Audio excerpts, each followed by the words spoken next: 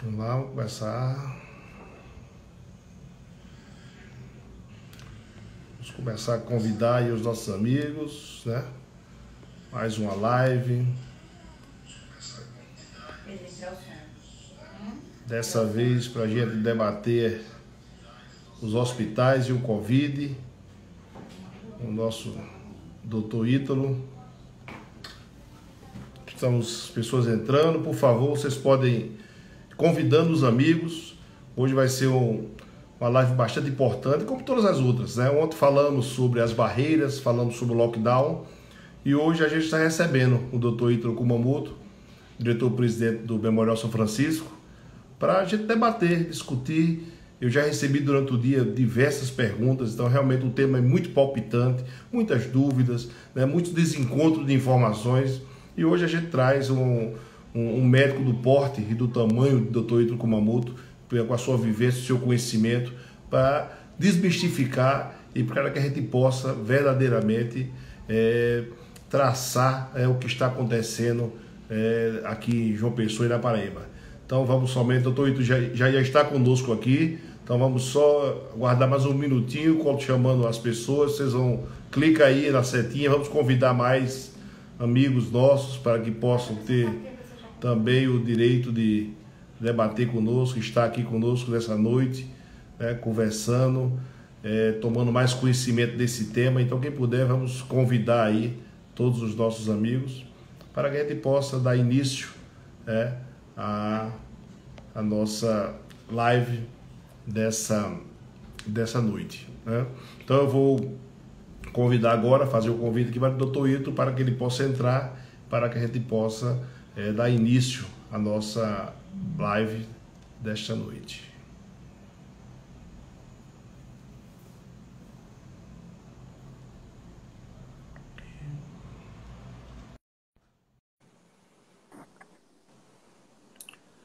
Doutor Ítalo, boa noite. Olá, boa noite, João.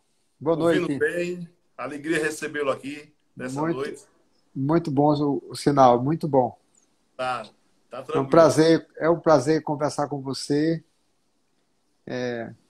lembrar aqui do nosso saudoso Dr. Romildo, seu saudoso pai, meu grande amigo.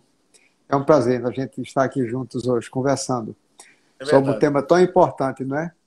Exatamente. A alegria é Que toda nossa de angustia tanto. recebê-lo aqui. Qual é o nosso objetivo essa noite, Twitter? É que as pessoas realmente estão tendo um desencontro muito grande de informações, né? Tanto é que durante o dia, só dizendo que o senhor vinha, nós já tivemos aqui diversas, já tenho mais de 17 perguntas aqui. Então as pessoas estão sedentas realmente de uma informação mais consistente, de uma informação que deu um norte a essas pessoas, né? Temos bate-cabeças de governos, federal, municipal, estadual. Então a coisa está um pouco desencontrada. Então, eu gostaria que nós começássemos, o senhor falando o que é o Covid-19, o que é esse vírus. Bem, para ser bem objetivo, assim, didático, o Covid-19 é um vírus que apareceu na China em dezembro e que se propagou pelo mundo inteiro, causando o que a gente chama de pandemia. O que é pandemia? É quando uma infecção por um determinado agente infeccioso atinge o globo todo, vários continentes, muitos países, e isso se transforma numa pandemia. E esse vírus, ele veio com características muito particulares.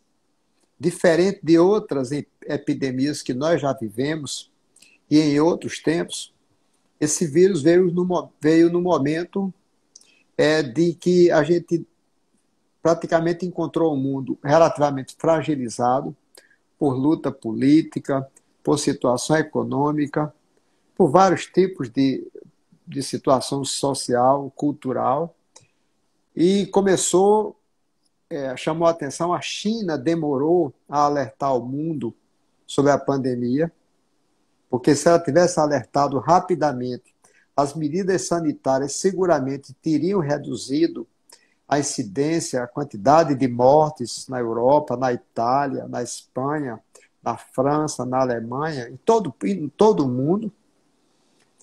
Depois da Europa, ela foi para os Estados Unidos, que se tornou o epicentro do coronavírus, da pandemia, a cidade de Nova York. Nós assistimos lá uma quantidade imensa de pacientes infectados, um número imenso de pacientes morrendo, principalmente aqueles menos favorecidos. E, nesse momento, o epicentro da pandemia passa a ser a América Latina. E, nesse foco, evidentemente, na América Latina, a gente chega ao Brasil. Chegando ao Brasil, a gente chega também com essa virose, que, na verdade, é uma virose, que muito parece os sintomas iniciais como uma gripe, parece com coriza, com dor de cabeça, com febre, cansaço, dor no corpo, mal-estar. E as pessoas podem imaginar que é uma gripe comum. E foi dita por algumas pessoas, que é uma gripezinha. Mas, na verdade, este vírus tem características, do ponto de vista de fisiopatologia, de comprometimento do organismo, muito distinta, de tal forma que nós continuamos todo dia aprendendo um pouco mais a respeito desse vírus. E é exatamente sobre isso que eu acredito que nós vamos discutir bastante hoje à noite, aqui com vocês, passando informações seguras, no sentido de que vocês fiquem mais tranquilos, porque nesse momento o que predomina é uma ansiedade, uma angústia muito grande por parte da população, porque a gente está diante de um organismo invisível, muito desconhecido, que mata. Acompanhado disso, vem um isolamento social que nos leva a mais ansiedade e mais tensão, e em cima disso uma crise econômica sem precedente para o nosso país, que já vem sofrendo com milhões de desempregados. Então, evidentemente que a gente poderia passar aqui, João, a semana todinha direto, conversando, discutindo, e vai sempre ter dúvidas e questionamentos. Mas eu acho que o nosso papel aqui é tentar levar um pouco de paz, de tranquilidade para as pessoas, orientando corretamente de como nós podemos agir para evitar que esse mal se torne um mal maior, levando a morte para dentro das nossas casas, para dentro das nossas famílias. Perfeito. Tuído, e dentro da sua área especificamente, como é que está a nossa rede hoje hospitalar, privada e pública? O senhor tem conhecimento muito holístico de tudo. Como é que se encontra hoje? Como estava antes da pandemia chegar? E o que é que nós avançamos para poder combater esse mal? Bem, de um modo geral, todos nós sabemos que nós temos um sistema único, chamado SUS, Sistema Único de Saúde, no Brasil, que é, no papel, um dos sistemas mais avançados do mundo. Nós não conhecemos dois países em que nós temos um sistema universal para todos, para todos. No entanto, apesar dele ser universal e para todos, nós sabemos que os recursos são limitados. Recursos para a saúde são limitados. Muitas vezes eles não são direcionados corretamente, afinal de contas, fazer gestão em saúde, principalmente em gestão em saúde pública, não é uma coisa fácil, não é uma coisa fácil, porque nós temos hoje uma saúde que é cada dia mais sofisticada, tecnologicamente, farmacologicamente, medicamentos mais caros, principalmente para o câncer, para doenças raras. Isso faz com que já havia uma sobrecarga do sistema nosso de saúde.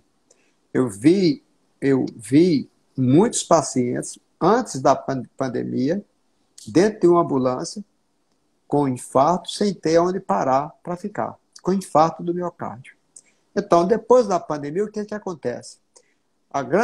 O grande trabalho nosso e a grande preocupação nossa é exatamente fazer com que essa pandemia não leve muita gente a ficar gravemente enfermo, necessitando de unidade de terapia intensiva, de leitos de UTI. Por que eu vou falar isso? Porque, vamos supor, aqui eu vou falar um número bem simples para você entender. De 100 pessoas que têm esse vírus, 80 terão sintomas leves. ou podem até passar despercebidos. Podem passar despercebidos. 20 terão sintomas. E desses 20, em média, 5 necessitarão de terapia intensiva. Então, imagine se nós tivéssemos uma grande pandemia, quer dizer, uma grande quantidade de pessoas comprometidas em nossa Paraíba, em João Pessoa, Campina Grande e todo o estado da Paraíba. Mais de 3, acho que 3 milhões e meio de habitantes. Então, nós teríamos uma sobrecarga dentro das UTIs que não nos permitiria manter. E já foi dito o seguinte: pior do que você ter o corona é você não ter uma UTI. E pior do que você não ter uma UTI, João, é você ter uma UTI que não tem equipamento.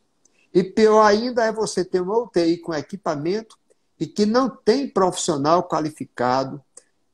E aí eu falo em médico, enfermeiro, técnico de enfermagem, psicólogo, nutricionista, fisioterapeuta e aquelas pessoas mais simples até que cuidam da higienização, da nutrição. Então é toda uma logística muito complexa para se montar um leito de UTI. Não é do dia para a noite, simplesmente não, eu vou criar hoje 100 leitos e amanhã está pronto. Não, não é desse jeito. É muito difícil porque eu preciso de pessoas altamente qualificadas para lidar com o respirador, com o monitor, controlar sinais vitais, muitas vezes em pacientes que estão com uso de múltiplas drogas. Então, o grande problema nosso é trabalhar para que a gente não tenha uma sobrecarga da rede hospitalar. E hoje eu estava vendo o número agora, a Paraíba como um todo, a gente está com uma taxa de ocupação de UTI em torno de 68%, aproximadamente. Campina Grande, 67%, e João Pessoa, 81%. Ou seja, a gente ainda não está com a sobrecarga, como já aconteceu, inclusive no Brasil, mas principalmente na Itália. Na Itália, em Guayaquil, aqui no Equador, onde a gente viu, na Itália, a gente viu o seguinte: a escolha de Sofia, a decisão de quem teria direito a um respirador, decisão de quem iria para a UTI.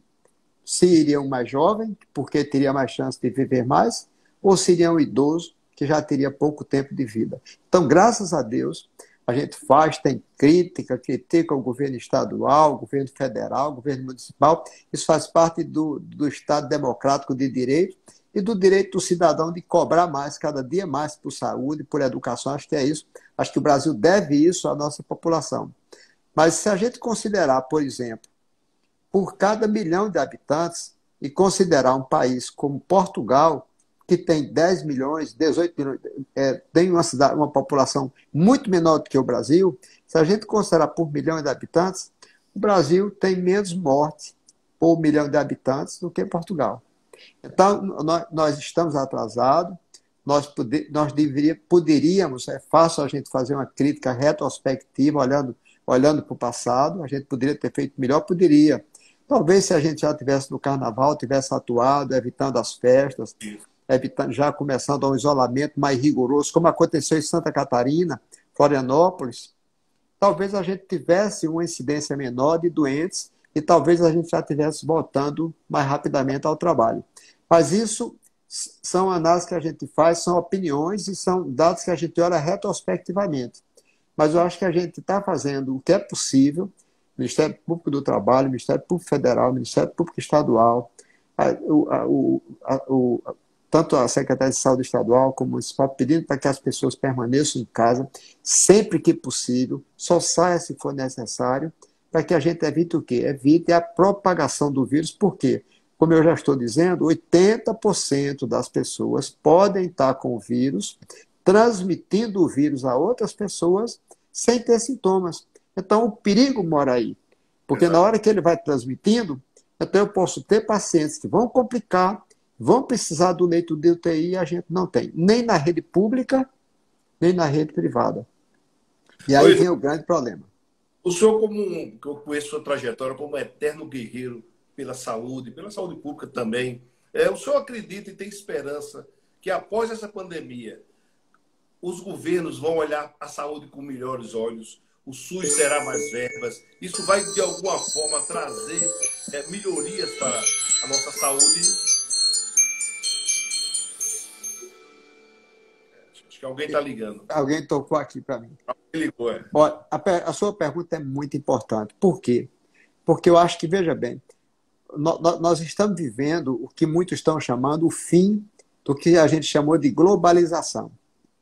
O que era a globalização? Era a ideia de que os países abririam suas fronteiras, nós teríamos livre comércio, livre trânsito, e que as coisas iam melhorar para todos. Isso não foi verdade. O que aconteceu foi uma concentração violenta do poder na China. Vamos localizar o problema. Onde todos os países transferiram suas empresas para a China, porque a China é um país, todos nós sabemos, de um regime forte, uma população gigantesca, 600, 700 milhões de pessoas ainda na linha de pobreza, trabalhando sem encargo social, sem seguro, tendo que produzir 24 horas. Então, eles produziam barato, então todo mundo transferiu suas empresas para a China. O resultado é que o que aconteceu com a pandemia? Pegou o mundo todo de surpresa e nós estamos sofrendo as consequências disso. Qual o grande problema? Hoje, se a gente precisa de EPI, tem que vir de onde? Tem que vir da China. Se eu quero respirador, tem que vir de onde? Tem que vir da China. Não é? Então, eu acho que a saúde, assim como a educação, ela vai ter que ser colocada no Brasil, em particular, como prioridade nacional. É prioridade das prioridades. É educar as pessoas para que as pessoas possam melhorar a sua condição de vida, tanto social, economicamente, ter mais educação, e a saúde, colocar a saúde em primeiro lugar. Porque a vida tem que ser colocada, não é como primeiro, segundo, terceiro, sempre a vida será colocada em primeiro lugar. E, evidentemente, quando a gente coloca a vida em primeiro lugar, nós vamos ter que trabalhar num país do tamanho do Brasil, com as diferenças em termos de nível social que nós temos, nós vamos ter que mudar a forma de olhar para a saúde, olhar para a prevenção da saúde. E prevenir, João, é saneamento, prevenir é combater o cigarro, prevenir é combater o álcool, prevenir é combater a obesidade, prevenir é combater já precocemente nas crianças, na infância, lá dentro do jardim da infância, dentro da escola, uma alimentação saudável, a importância do exercício. Eu acho que nós vamos ter que mudar. Isso tem que ser prioridade nacional. E eu acho que isso passa por todos nós, na seleção dos nossos governantes, que tem que colocar como prioridade número 1, saúde, educação e segurança para o nosso povo. Muito em particular para aqueles que não têm condições de ter um plano de saúde, de comprar medicamento caro e que tem que ter uma assistência social digna para que a gente possa ter um país realmente onde a gente possa dizer realmente o Brasil é um país que a gente tem orgulho de ser brasileiro, porque realmente a gente tem uma distribuição de renda melhor, uma educação melhor, uma saúde melhor. Seguramente, nenhum país será igual pós-pandemia. Nenhum país do mundo. Nenhum. Com certeza. Perfeito. Eu vou começar a entrar nas perguntas, né? Porque senão eu aqui falo o dia todo, que o tema é muito interessante. Então, tem uma pergunta aqui, Twitter, bem interessante. Em relação à paralisação de cirurgias eletivas, como vesícula, apendicite, como cardiologista, como o senhor, vê a posição da Secretaria de Saúde, especialmente aqui, em paralisar o atendimento do Hospital Metropolitano, que é referência para a cardiologia e neurologia dos atendimentos ambulatoriais? Veja bem, eu acho que como a pandemia sinalizava e sinaliza a possibilidade e a necessidade de muito leito de UTI, então eu acho acertada a decisão, isso é uma opinião, evidentemente que é possível que haja discordância de minha opinião, mas eu acho acertada, primeiro, paralisação das cirurgias eletivas, porque nós corremos risco, é uma cirurgia que pode ser protelada, que não vai ter, é diferente de uma cirurgia de um câncer, é diferente de uma cirurgia de urgência. Isso é uma cirurgia eletiva que pode ser protelada sem risco para o paciente, Evidentemente, ele fazendo um momento como esse, em pandemia, o que é que pode acontecer? Ele entrar no hospital para fazer a cirurgia e sair com o vírus. E olha que eu acho que eu tenho autoridade para falar nisso, porque eu sou dono, diretor de um hospital.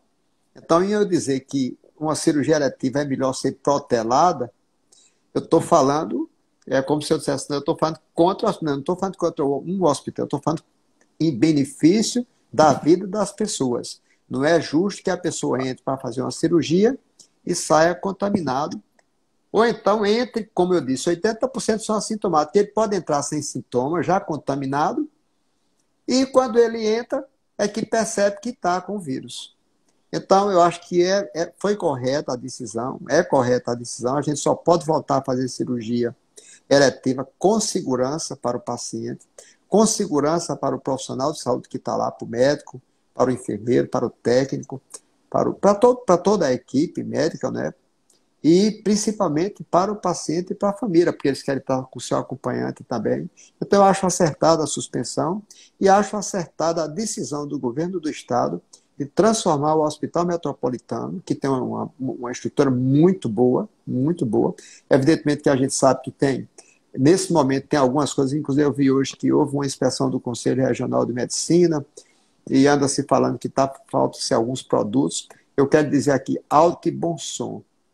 Tá, todos os hospitais, a maioria dos hospitais, aqueles que não se prepararam com grande quantidade de medicamento, vai faltar muito medicamento no mercado agora no mês de junho. Principalmente os chamados relaxantes musculares, que são extremamente usados nos pacientes que estão sedados, entubados em respiração artificial. Então, acho que é uma decisão acertada. Paralisação de cirurgia eletiva até nós temos segurança para o paciente e para a equipe, e também a transformação do Hospital Metropolitano numa referência para o Covid, para que a gente possa ter tranquilidade de que não faltará leito de UTI para quem precisa. Perfeito. Tem uma pergunta aqui até extensa. Na internet, alguns médicos têm insistido que o Covid-19, como outros vírus, tem 3 fases: a viral, a aguda, que começa a inflamação, e a grave, que é o aumento da inflamação. Então, eles afirmam que precisa sim ser tratado na fase viral, com as medicações disponíveis na tentativa de barrar as outras fases. O senhor concorda com essa posição? Concordo plenamente. Veja bem, vamos lá. O vírus penetra pelas vias respiratórias. O período de incubação é de em torno de, pode levar até uma semana. 3 a 5 dias, 6 dias, quando começam os primeiros sintomas. Então, ora, fundamentalmente, se eu já sei que o vírus, o órgão que ele primeiro afeta é o pulmão, por isso que a gente chama a atenção da dispneia, da falta de ar, da tosse, e por isso que a gente pede para medir o oxímetro, as pessoas pedem até para botar o dedinho lá no oxímetro para ver como é que está a saturação do oxigênio do sangue, né, o conteúdo de oxigênio no sangue. Então, evidentemente que se a gente agir preventivamente, precocemente, no início do sintoma, isso é fundamental. No meu entender, é uma opinião. Por que é opinião? Porque os estudos que têm sido apresentados até agora, nenhum estudo ainda é conclusivo. Nenhum.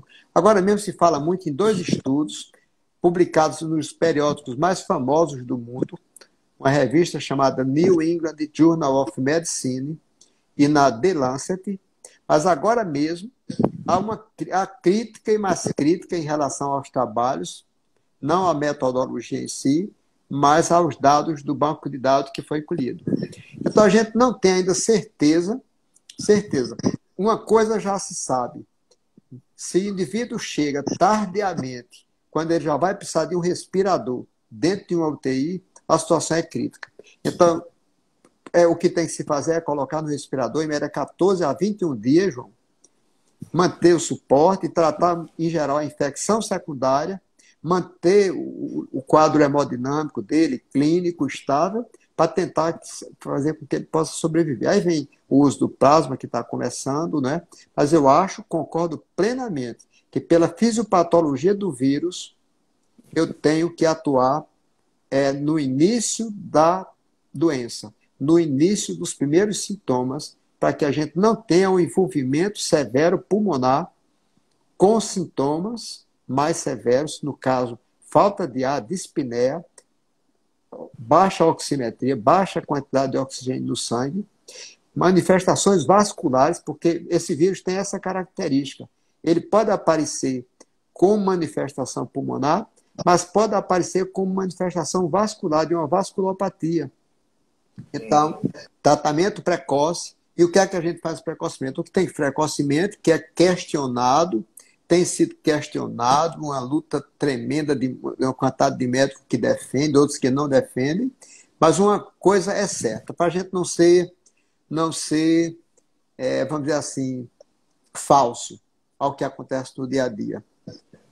Hoje, qualquer pessoa que tenha suspeita de corona com sintoma, ele vai tomar hidroxicloroquina, ele vai tomar ivermectina, ele vai tomar zinco, se puder, e ele vai usar anticoagulante. Ele pode até dizer que não vai. Pode dizer que isso é falso, que não tem nenhum trabalho publicado que comprove. É possível que eles digam isso, principalmente consubstanciado no trabalho da New England e da Lancet, mas, na verdade, se ele tiver, aí a gente sabe que tem muito médico famoso no Brasil que teve e usou. Então... Deu uma travada. Voltou agora. Voltou. Exatamente. Seria uma próxima pergunta que várias pessoas estão perguntando. Qual seria a sua posição sobre a hidro... Agora, eu acho que também é importante também complementar. Não é que você vai fazer uso dessa medicação sem orientação médica, sem conversar com o seu médico e discutir os riscos e os benefícios. Por quê? Porque são medicações que a gente está usando, vamos dizer assim, quase com recomendação do Conselho Federal de Medicina, no sentido de que é julgamento médico. Então, você passa pelo seu médico, confia no seu médico, as informações estão lá, os exames estão na mão do médico, ele está vendo sua tomografia, ele está vendo seus exames de laboratório, então ele vai dizer, olha, você vai usar esse esquema aqui, deve usar, e nós vamos acompanhar de perto sua evolução, até para poder a gente ter condições de acompanhar de perto a evolução, para não chegar, repito, eu quero que meu paciente não chegue na UTI.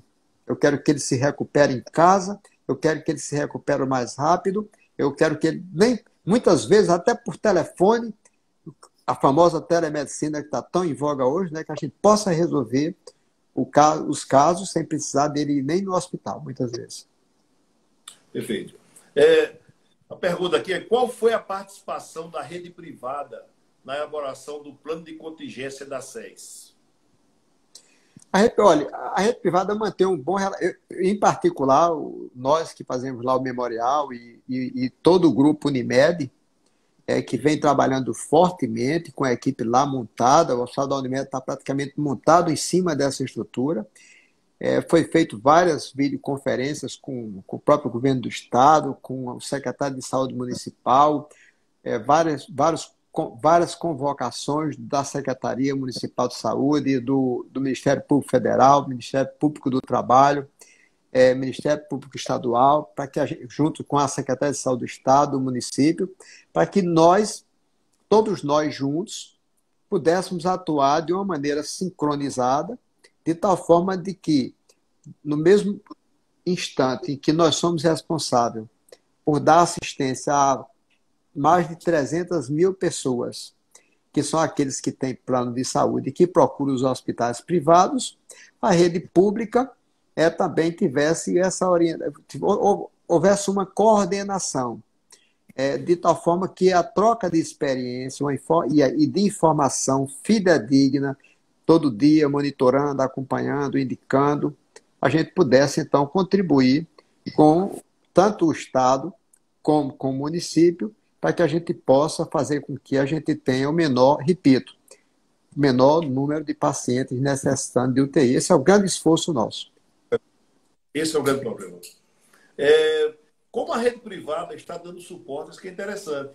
Há outros exames, como TC, RNM, se você só tem um aparelho, né? E precisa fazer também pacientes não Covid. né? Como é que está fazendo esse trabalho de horário? Como está funcionando isso aí? Esse é um trabalho extremamente delicado, porque cada paciente que chega, por exemplo, o exame de imagem mais requisitado hoje, por conta do envolvimento pulmonar, é a tomografia computadorizada de tórax. Por quê? Porque é onde a gente encontra as imagens que são altamente sugestivas de infecção pelo coronavírus. Então, você faz uma tomografia de tórax em segundos.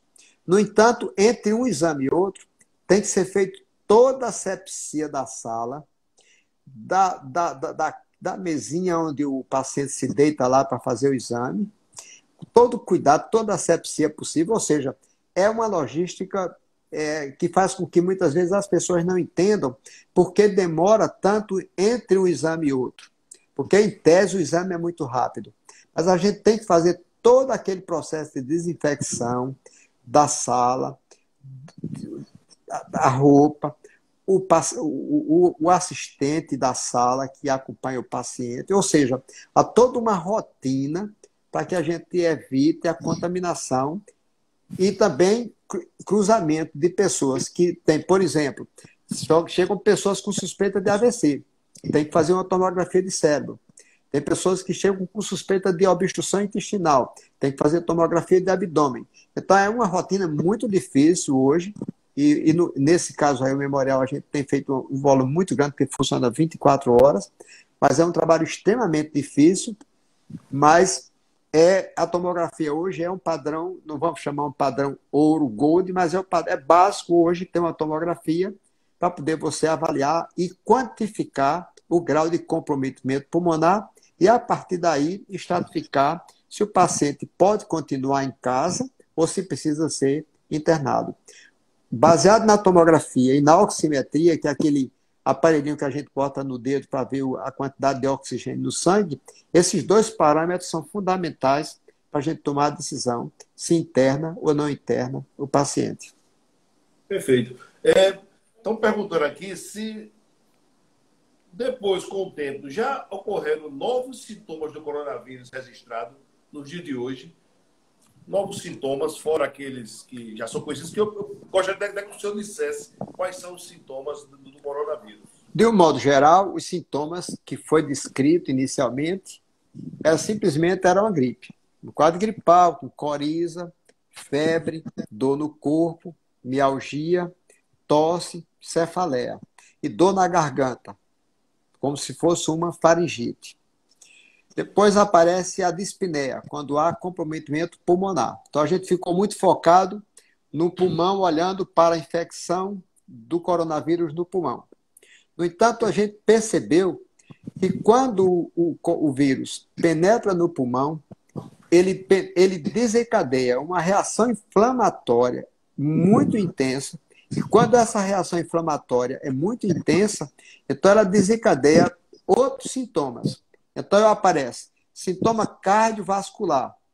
Por exemplo, angina, dor no peito como se for infarto, arritmia cardíaca grave, miocardite muitas vezes fulminante, dor abdominal, quadro de diarreia. Ou seja, o indivíduo chega com suspeita, com queixa digestiva. E, na verdade, os sintomas digestivos é decorrente do coronavírus. Pacientes que chegam com suspeita de AVC. Olha, pasmem bem, AVC. Diminuição de força no braço, dificuldade para falar, dormência na face. E, na verdade, é o coronavírus. Outros aparecem com manifestações dermatológicas. E agravamento de quadros já anteriores que o indivíduo pode ter. Então, cada dia, a gente está aprendendo um pouco mais com o polimorfismo dos sintomas relacionados com o coronavírus. Então, hoje, chegou no hospital, a triagem, por melhor que seja feita, muitas vezes a gente pode ter um paciente que não tem suspeita com aquele quadro clássico de tosse, de espineia, de coriza, de febre, mas tem diarreia, e a gente tem que pensar que ele tem coronavírus. Perfeito. A doutora Jeane River está perguntando aqui qual o valor de saturação de oxigênio que está preconizado no Covid. Porque ela disse que vê muitas divergências dos valores preocupantes que as pessoas têm colocado. Vamos falar o que a Organização Mundial da Saúde fala. E normalmente nós temos a nossa saturação 88, 89, 90. Então vamos supor que eu estou acompanhando um determinado paciente e ele está com a saturação normal. Mas ele cai para 95. Então eu estou acompanhando, estou monitorando, estou vendo, caiu. Não caiu ainda num grau severo, mas já caiu. Mas a Organização Mundial da Saúde fala que a gente fique muito atento a quando cai abaixo de 93. Então, caiu abaixo de 93, 92, 91, 90, então a gente já tem que pensar que há um comprometimento pulmonar mais importante e a gente tem que tomar medidas já nesse momento o mais rápido possível. Perfeito. A saturação é uma coisa muito importante no acompanhamento dos pacientes, inclusive aqueles que estão em casa. Aqueles que têm sintomas leves, até também no período, no horário. Por que isso? Porque a gente sabe que muitas vezes o quadro mais grave ocorre entre o 8º e o 12º dia. 8º e 12º dia da doença. Então a gente tem que ficar acompanhando muito de perto esses pacientes, principalmente se eles são idosos, principalmente se eles são hipertensos, diabéticos, cardíacos, imunodebilitados, em tratamento por quimioterapia ou por doenças imunodebilitantes. Então, esses indivíduos precisam ser monitorados muito de perto, principalmente em relação à oximetria, porque a oximetria é muito sensível para a gente poder detectar comprometimento pulmonar. É oximetria e tomografia. É fundamental. Então, perguntando também aqui, é uma pergunta até bem popular, dizendo que muita gente está procurando, comprando remédios, medicamentos indicados para verme. Ele elimina o vírus, ele ajuda em alguma coisa? Está vendendo muito. Não, veja bem, tem uma medicação que é usada para parasitose intestinal, que chama-se ivermectina. Ivermectina, que é muito conhecido, é uma droga que tem pouco efeito colateral e que in vitro, ele inibe a replicação do vírus. Inibe a replicação do vírus. E na Índia, tem estudos na Índia, eu tenho inclusive esse estudo, mostrando que a ivermectina, quando usado precocemente, ele evita em muito o grau de replicação do vírus no organismo. Então, por conta disso,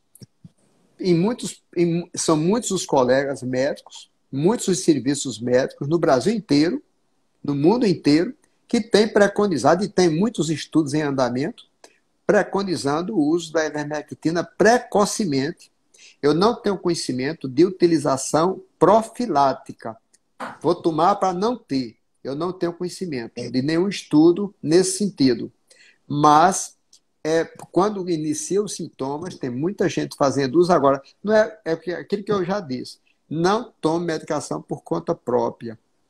Procure primeiro o médico, receba uma orientação correta, para que você não incorra no erro de tomar uma medicação sem necessidade, ou então tomar uma medicação que tem efeito colateral que pode ser pior do que a própria doença. Tá certo? No caso, por exemplo, a hidroxicloroquina e a cloroquina, qual o grande problema delas? É que elas podem alterar o eletrocardiograma, um chamado QT, que é um espaço do eletrocardiograma, e, consequentemente, pode levar o indivíduo a ter arritmia cardíaca. É frequente? Não é frequente. É raro, mas pode acontecer. Então, você procura o médico, recebe uma orientação correta e faz uso de sua medicação com segurança. Perfeito. Sou enfermeira, 62 anos, HS asmática. O posicionamento da SBPT não coloca a asma como grupo de risco em tempos de Covid. O que o senhor acha desse posicionamento? Hipertensa, 62 anos, hipertensa, né? HS deve ser hipertensão. Hipertensão, isso, exatamente. Hipertensão. E asmática. Então, é uma paciente de risco. É risco. É risco. E muito embora a gente não bota o indivíduo asmático, mas a gente tem que lembrar que a asma é uma doença pulmonar crônica. E os pacientes portadores de doença pulmonar crônica são pacientes de alto risco. Então, 60 anos, hipertenso, alto risco, se tiver. Evidentemente que a gente tem exceção. Por exemplo, eu tenho minha sogra, 91 anos de idade, teve, confirmou o diagnóstico, foi tratada com todo esse esquema clássico entre aspas, que a gente usa, tá certo? Eu já falei para vocês que a gente não tem ainda evidência científica robusta e segura, e minha sogra está muito bem, graças a Deus, não teve nenhum efeito colateral, foi super tranquilo, e vários pacientes que eu venho acompanhando também, em casa, sem precisar de ir para o hospital.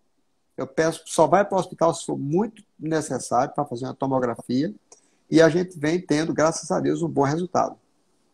Perfeito.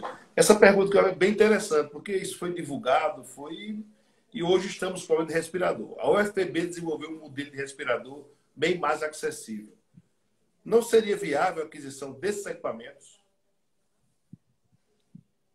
Deu uma paradinha dele. Acho que deu uma paradinha.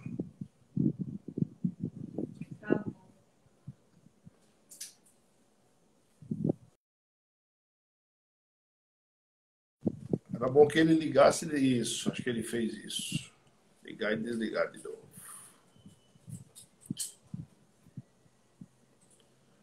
Ele desligou. Deixa eu ver aqui. Ele vai chamar de novo. Aqui.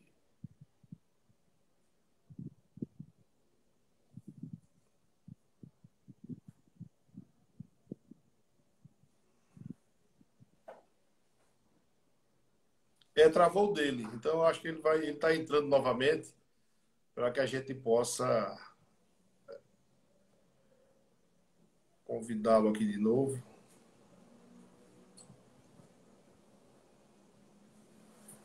Essas lives têm sido realmente uma coisa fantástica, mas dependemos da tecnologia, né? Então, a gente sempre vai ter isso. Estou chamando, conectando. Opa, voltou, Toido. Pronto. Então, o Brasil nós temos que produzir respirador, nós temos que produzir monitor, nós temos que produzir máscara, EPI, equipamento de proteção, e nós temos que, mais do que isso, nós temos que valorizar o nosso profissional de saúde, o médico, o enfermeiro, o assistente social, o psicólogo, o nutricionista, fisioterapeuta, e mesmo aquela pessoa que está lá como porteiro, aquela pessoa que está lá passando o álcool na porta, preparando o banheiro, fazendo a higienização dos banheiros, dos pisos. A gente tem que valorizar essas pessoas. Verdade. Acho que isso é fundamental. É verdade. Tem uma pergunta importante aqui que foi feita, se a pessoa pode ter o Covid e repetir. O que a China já mostrou e que os países europeus estão mostrando é que essa probabilidade praticamente não existe. Se você tiver a infecção, as mutações genéticas do vírus são muito pequenas e provavelmente, se você tiver a infecção e tiver, depois a gente pode falar um pouquinho sobre os testes, e tiver a dosagem da imunoglobulina G, que é um anticorpo, que diz que você teve a infecção, não é que você está com a infecção, então você está, em tese, você está imunizado. Tá certo? Por isso que os testes em massa são preconizados para que a gente possa fazer uma abertura para as pessoas voltar à vida normal com mais segurança. Porque se eu tenho um IgG positivo, eu tenho mais tranquilidade de transitar, porque eu sei que eu não vou nem transmitir, nem vou mais ter possibilidade de ter. Eu posso ter um outro vírus de influenza parecido, mas o Covid, a probabilidade é mínima. Eu tenho conhecimento, eu não tenho de casos de repetição do Covid no mesmo paciente. Perfeito. Tem também uma pergunta aqui da manipulação de vitamina C com zinco e vitamina D. Pode auxiliar no combate ao vírus? Não temos evidência. Não temos evidência. Não temos. Não temos. O brasileiro adora tomar vitamina, então quer tomar vitamina C, quer tomar vitamina D, quer tomar. Nós não temos evidência. Evidentemente que quando você vai olhar para a fisiopatologia de como o vírus entra na célula para poder lesar a célula e destruir a célula, o zinco é um elemento catalisador desse processo. Então, há indicação de que o zinco pode proteger, mas nós não temos estudos comprovadamente mostrando que o zinco protege você. Mas tem muita gente tomando zinco que eu digo, continue tomando. É como muita gente que, para o coração, toma ômega 3. Está tomando ômega 3, 1 grama de ômega 3 todo dia. Aí me perguntou, então eu sei o que o senhor acha. Eu digo, bem, mal não faz. Agora, se está te protegendo alguma coisa, eu não tenho certeza. Perfeito. Tem uma pergunta aqui bem interessante, aí é de conhecimento mais do hospital, a curiosidade, né? Na cozinha do hospital, como é que está se dando a preparação dos alimentos e utensílios para pacientes Covid e não Covid? E se está tendo algum trabalho de suporte psicológico para os funcionários? Olha, hoje pela manhã nós tivemos um seminário Brasil-Portugal para discutir o lado emocional desse problema. E já tem estudos mostrando que 70% dos profissionais de saúde são, de certa forma, comprometidos emocionalmente, mentalmente, por conta do coronavírus. Isso se apresenta como ansiedade, como medo, como pânico, como depressão, palpitação, mal-estar, insônia e depressão, inclusive depressões profundas. Eu vou citar aqui um número que me deixou hoje extremamente angustiado. Nós temos, em média, no mundo, 800 mil suicídios por ano. Escutem bem essa estatística.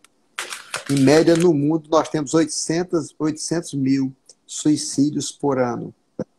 Nós estamos imaginando que 2020, por conta do coronavírus, nós teremos 1.800.000, ou seja, mais de 100% de aumento. Então, hoje é muito difícil você ter um profissional de saúde que não esteja com medo de estar dentro do hospital, na linha de frente. E o ritual de cozinha não é diferente do ritual da tomografia, onde tudo tem que ser muito preparado, com muita separação, separado, com muito cuidado, com muito controle. Tudo que vai lá para o Covid não volta mais. Tem que ser já despistado de uma forma diferente. Então, é todo um ritual dentro da rede hospitalar, seja ela pública, seja ela privada. E hoje não dá para dizer que o tal hospital é Covid ou não Covid, porque, como eu já falei, os sintomas são muito variados. Então, você pode estar com um doente com sintoma digestivo e esse sintoma digestivo ser decorrente de Covid. Então, não dá mais para dizer, não, esse hospital aqui é Covid e aqui é não Covid. O que nós temos que fazer é barreiras muito importantes dentro do hospital para que a gente não tenha cruzamento de um lado para outro, na medida do possível. Por quê? Porque o profissional de saúde, hoje, ele trabalha em 2, 3 hospitais. Então, ele circula com a família, ele circula entre hospitais, circula em hospital que tem paciente infectado, circula com pacientes que não têm infecção. Então, é uma situação muito delicada e a gente precisa redobrar os cuidados, e aí vem a responsabilidade de cada um, os cuidados de cada um, na lavagem das mãos, no uso da máscara, no isolamento, no afastamento entre as pessoas. Tudo isso faz com que a gente procure reduzir ao máximo a possibilidade de infecção cruzada, de infecção intra-hospitalar, o que seria um desastre se isso acontecesse. Tem uma pergunta que eu acho que deve vir de profissionais. Qual o tempo correto para se ficar com a mesma máscara? Qual a diferença entre a máscara de tecido e a descartável? E a segunda, dentro da mesma pergunta, os profissionais da saúde que já tiveram o vírus, com quanto tempo ele pode voltar à sua função? Em primeiro lugar, quando ele tem suspeita, o profissional de saúde hoje que teve qualquer sintoma, ele já é suspeito. Então, ele já é afastado, no mínimo por 7 dias, quando ele já pode fazer aquele primeiro teste. Porque, na verdade, você tem 2 tipos de teste. Tem um teste que detecta o RNA do vírus e que dá o diagnóstico, que é o RT-PCR, e que aparece depois do 3º dia dos sintomas. 3º dia dos sintomas. 3º, 5º, 6º dia. Esse exame tem uma boa sensibilidade e alta especificidade. Então, o profissional de saúde é afastado 7 dias, faz esse exame depois do terceiro dia dos sintomas, terceiro, quarto, quinto dia, comprovando o diagnóstico, ele deve ficar 14 dias afastado, pelo menos 14 dias. E a partir de 14 dias, ele pode fazer o teste, não mais para detectar o RNA do vírus, mas para detectar a presença do anticorpo, que é a imunoglobulina G, para dizer que ele já está imunizado, ele já teve a infecção, já tem anticorpo. Muitas vezes demora um pouco a aparecer esse anticorpo, não aparece com 2 semanas, aparece com 3 semanas, muitas vezes.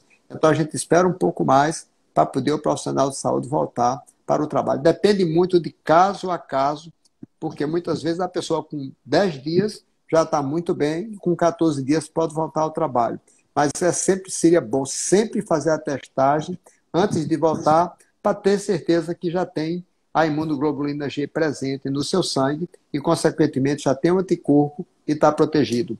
Quanto à máscara, inicialmente a gente queria só usar aquele tipo, a máscara N95, as máscaras especiais, que em geral teve muita dificuldade, porque tudo tinha que ser importada da China, principalmente. Então a gente começou a usar a máscara de tecido, que ela não tem a mesma capacidade de filtrar o vírus como uma máscara especial feita propriamente dita para o uso médico.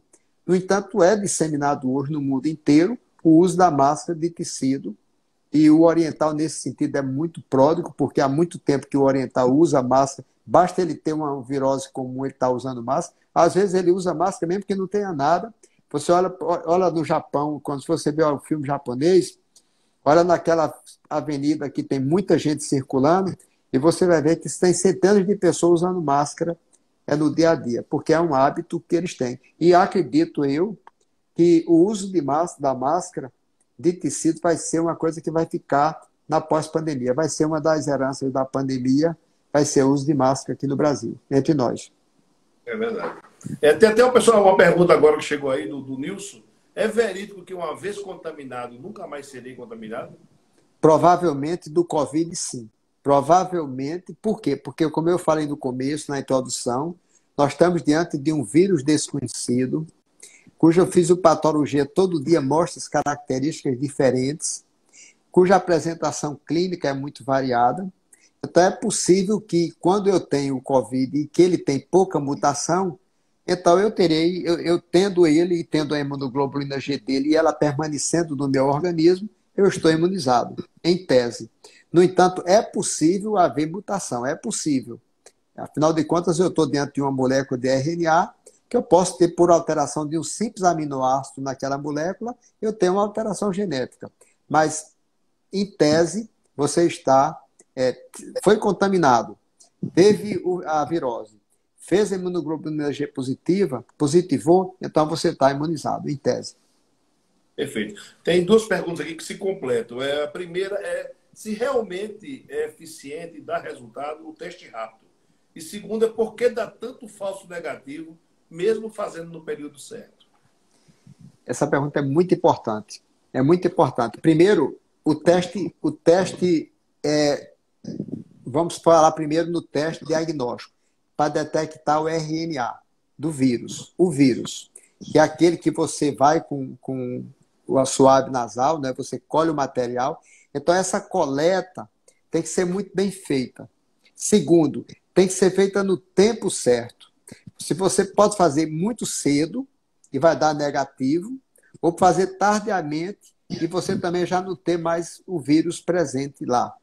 Então, você tem que fazer naquela janela certinha, que em média 3 dias após o início dos sintomas, 5 dias aí. Todos os testes eu não tenho sensibilidade de 100%, ou seja, todo teste vai me dar positivo se o doente... Não, eu posso ter um teste negativo e o indivíduo ter a doença, porque não teve tempo ainda de aparecer, não deu para aparecer, a coleta não foi perfeita, não foi adequada, ou o material não foi em quantidade suficiente. Então, eu tenho várias coisas que podem acontecer. O teste rápido, aquele que a gente chama com IgG, IgM, esse varia muito, tanto a sensibilidade como a especificidade. Então, a gente pode ter teste falso positivo e pode ter teste falso negativo.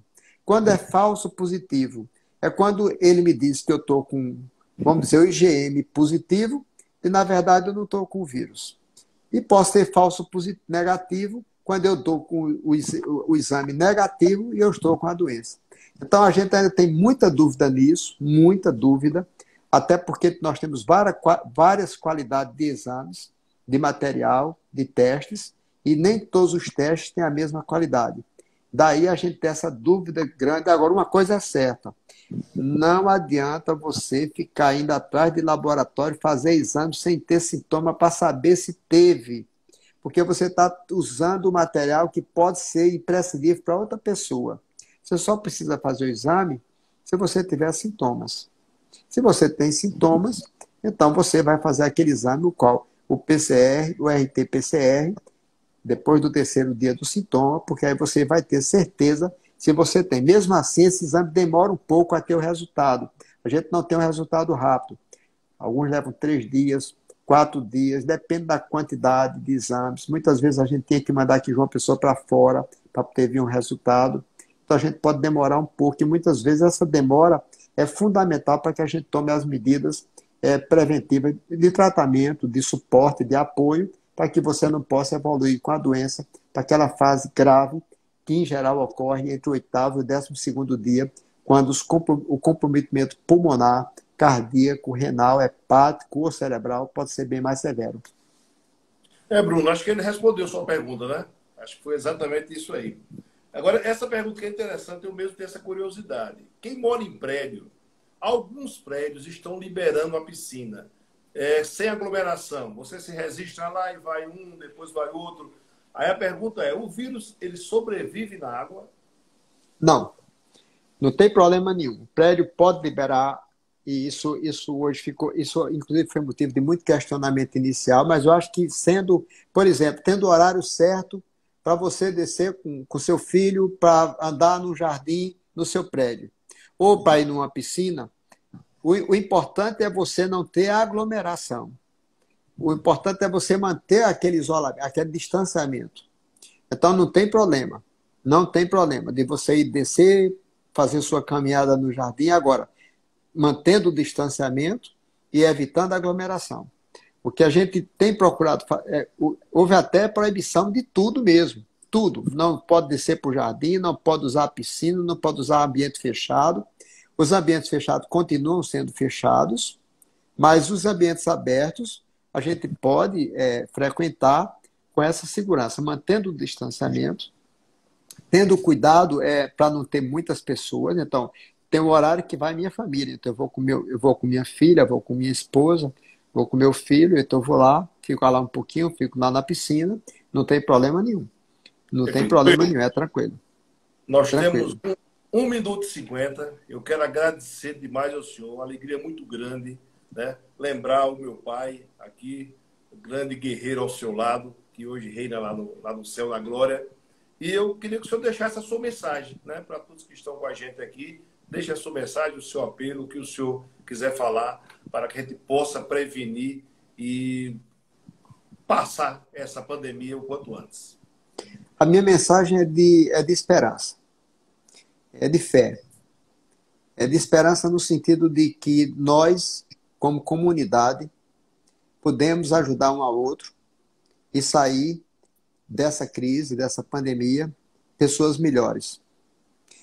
A minha mensagem é de que nós usemos esse momento para se voltar para dentro de nós mesmos e olharmos o que é que nós fizemos de bom, o que é que nós podemos fazer de melhor pela vida. Não só pela nossa vida, mas pela vida do próximo, daquelas pessoas que estão próximo de nós. A minha mensagem é de que a gente possa ter um país que, no futuro, ou em outras situações, João, e não só nas pandemias, mas nas doenças crônicas, a gente possa ter um sistema de saúde que possa dar uma assistência digna, principalmente às pessoas que precisam. Então, a minha mensagem é de esperança e de agradecimento a você e a todos que estão aqui conosco, dizendo que nós vamos vencer essa pandemia é com conhecimento, do ponto de vista da ciência, e principalmente